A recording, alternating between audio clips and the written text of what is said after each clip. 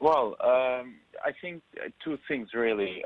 First, in the first elections, the economy was a major determinant, and nothing changed on that side. I mean, the inflation, inflation remained where it is, unemployment at 14%.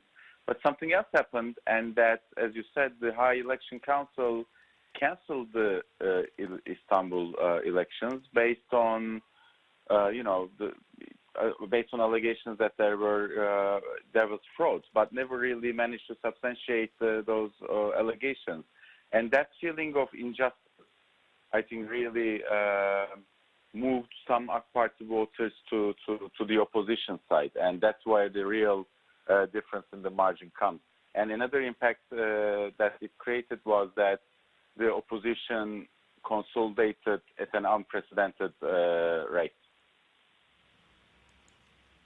Ken, walk me through, though, what you think this means long term, because essentially the lira's got a lot of ground to gain back, doesn't it? At the end of the day, so much of this has been blamed on the irregularity, really, coming from Mr. Erdogan in terms of changing up his finance minister, making that his son-in-law.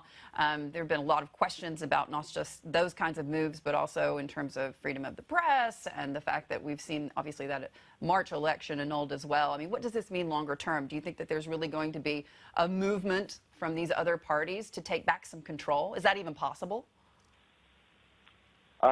Well, I mean, if you look at the post-election and speeches of yesterday, it appears that Mr. Erdogan is now looking to have 4.5 years of governance without any elections, which means that they will refocus on the economy. And I think the opposition will not be asking for a early election either.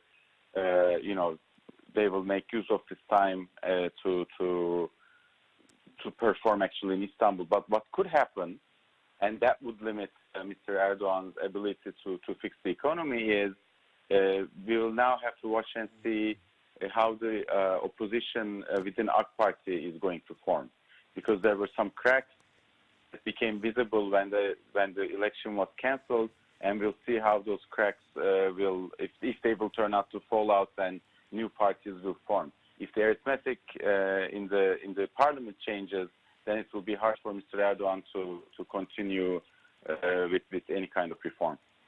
Well, yeah, just how devastating a blow is this for President Erdogan, given the fact that we did, of course, have a re-election after things didn't go his way earlier on this year? Do you expect that we'll just see the status quo remain, or are you expecting that we will see something more definitive occur when it comes to the Turkish political environment? I think we might actually see something changing, because former minister, prime minister, president, Abdullah Gül, Ali Babacan, Davutoğlu made announcements after March 31st, and we know that they are in preparation of forming a new party, two separate parties, in fact. And I would speculate that this kind of a loss in Istanbul will speed them up, and we might see a new party in the Turkish political scene sooner rather than later. Hey everybody, it's Hadley Gamble from our new CNBC Middle East Bureau in Abu Dhabi. Thanks for stopping by. Now, to watch more, you can try one of the videos that just popped up on your screen. And don't forget to subscribe.